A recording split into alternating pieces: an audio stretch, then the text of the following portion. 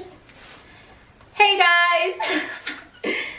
Oh, there he is. Oh, I didn't get to keep him for long. Okay.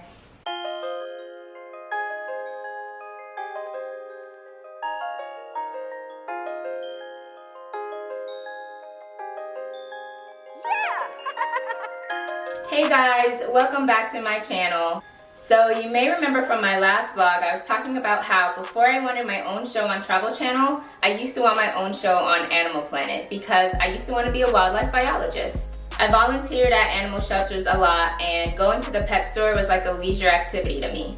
Truthfully, I feel as if I had done what I wanted to do, whether that be a vet or be a wildlife biologist, I wouldn't have as many pets as I have had in life. It doesn't matter. He's a wild animal. He can do whatever he wants to do. Like, I'm at his discretion. It's pretty fun. Okay. So today we're going to go down the list and talk about my love for animals and how it brought me to having such a wide range of pets. One thing I've heard many times before in my life. Yo, Rae got another pet? She should open up a zoo. I know this girl did not buy another animal. She just needs to open a zoo. Oh my goodness, Rae. A new pet? She may as well open a zoo. And who knows, maybe one day the Roosevelt Travel Foundation will open a zoo or even fund a wildlife reserve. Well, my dad was the one to put this love for animals in me because he bought me my first couple of pets. When I was a child living in New York, it started with a pair of finches, BB and CC. But one day, one of the finches escaped while we had the door open. So my dad ended up releasing the other one because finches typically survive better in pairs. So my dad bought me another pair of finches, Cece and Dee Dee. I was like 5, guys, so my creative juices for names were like very limited. Some years later, my mom and I moved to Georgia and I began to ask for a puppy. So my dad came down from New York, took me to an animal shelter, and he bought me my first dog, Kif. Kif was a gorgeous, purebred chow chow, and he truly was the definition of man's best friend. My dad even built his doghouse from scratch. I personally wanted to name him Burger, but my mom said I should name him Kif. The story behind that is when my grandma was living in Jamaica, she had several dogs at different points in life, and she just kept naming them Kif, except for one dog that my uncle rescued, and they named him Duke. We had Kif for 13 years until we had to put him down in 2017. Sometime in between, I did have some fish, but I'm not gonna lie, I've had a lot of fish in life, so for the sake of this video, we're just not gonna count all the fish. Ooh. Oh my gosh. I did, however, have a turtle. We actually found him in my backyard, and I begged my mom if I could keep him. So in true innovative Jamaican fashion, we turned my little brother's baby bathtub into a turtle home. Turns out he may have been a tortoise, and not knowing any better, we didn't provide any area for him to crawl up on and have some time out of the water or any area for him to bask. We found that out because one day I went outside and he had drowned in the water. My mom and I had a little funeral service for him, and I learned a very valuable lesson. Don't pick up random reptiles you find in your backyard. But also, before you do anything as far as animals are concerned, do your research. So fast forward, and now I'm in college. This is where things start to pick up because at this point, I'm a semi-sensible adult, but I was buying pets like they were Jordans. So my freshman year, I rescued a puppy pretty much off the side of the road. And honestly, the events of this day would have never happened if it weren't to meet this puppy. So introducing Kush. I was walking to my dorm one day and this girl was packing up her car and she had an adorable little blue and brown-eyed puppy. And I said, oh my gosh, can I pet your dog? And she was like, you can have him. At this point, I'm thinking, well, what's wrong with him? Why you're just giving away free puppies like that? Like, nobody just gives away free puppies on a random day. But turns out where she was moving to, she wouldn't have been able to keep him. So I just went ahead and I took him. Okay, so remember, I'm living on campus in the dorm room at this point. I have a dog, already a big no-no.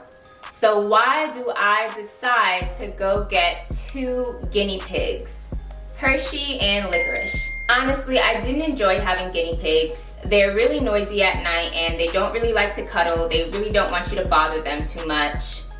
So I ended up needing to find them a new home. My friend Sydney already had 3 guinea pigs at this time. Mind you, she lives on the dorms on campus as well. But still, she happily welcomed mine with open arms. Unfortunately, all the guinea pigs have passed, but Sydney is now a happy pet mom to 4 rats and 2 cats. Moving on, I'm still a freshman. It's my 2nd semester of school, and I'm volunteering at this animal shelter, and I end up adopting a Chow Lab mix, Zan. Zan was ruthless, hands down probably one of the best dogs I've ever had because he was just so reckless, and I loved it. He was a problem starter though, and constantly had issues with pretty much any other animal that was breathing, and he provoked a lot of issues for the dogs that I already had, Kif and Kush. Not too long after I got Zan, I purchased a rabbit, Coco. Coco didn't last like more than 5 days. When I first introduced Coco to Kush and Zan, Zan immediately attacked him in front of a couple of my friends. The next day I woke up and Coco had passed in his cage. He didn't have any puncture wounds or any signs of injury. I really do think he probably died from shock and maybe had like a mini heart attack. But if you think that stopped me from getting another pet, it didn't. So eventually I ended up with my 2nd bunny, Molly. Molly was an awesome bunny, and I really got to learn more about rabbits and their personalities. They're very personable, and they can really get along just like kind of cats and dogs do with humans. Plus, he liked to cuddle. Molly did pass a few months later when I left him in the care of a roommate while I was gone for the week. So now we're in my sophomore year of college. I end up getting a parakeet, Tuscany.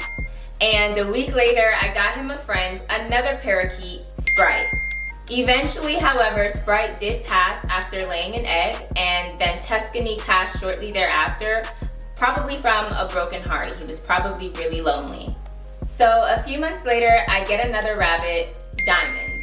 Well, at least her name was Diamond until one day I was trying to put on one of her dresses, and we had to flip her over, and my mom and I discovered 2 non-female rabbit parts.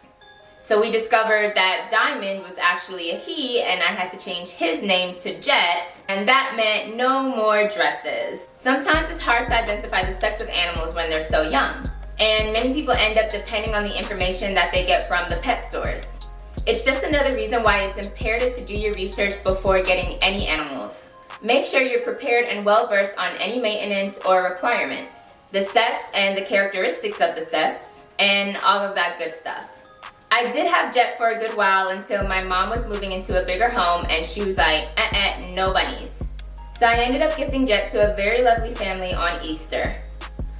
Alright, so after my mom moved, I stuck it out a good little while without getting any new pets. It didn't stop me from getting a couple fish. And I also got a little red ear slider turtle from the fair. I really wish fairs would stop selling these little turtles or giving them away as prizes, because I feel like many families end up taking them on impulse and then fail to adequately accommodate their growing needs. Again, I want to stress the importance of researching before acquiring pets. Well, when I graduated college and I moved out of my mom's house, this meant I could get pets again. So I eagerly adopted another dog, Peppa. Peppa is a fiery Pomeranian, and I really enjoy having this breed. She has so much energy, so much personality, but it really does require some training. She certainly has Napoleon syndrome because she feels like she can tackle pit bulls, people, and cars despite her miniature stature. And finally, the little guy that you saw roaming around my head earlier, my chameleon, Jade. I really enjoy having this little guy and learning about their mannerisms, discovering that chameleons don't change colors for camouflage, but they change colors depending on their mood and how they feel. Well, I hope I didn't scare any of you guys away with all my pets. Truthfully, I can't guarantee if I'm not gonna get any more, but you guys will just have to stay along and find out. Do you have a favorite pet? Did any of the animals in this video spark an interest and you want to learn more? Go ahead and leave a comment in the comment section below. Don't forget to like and subscribe while you're there, and I'll see you next time on The Roads Well Traveled.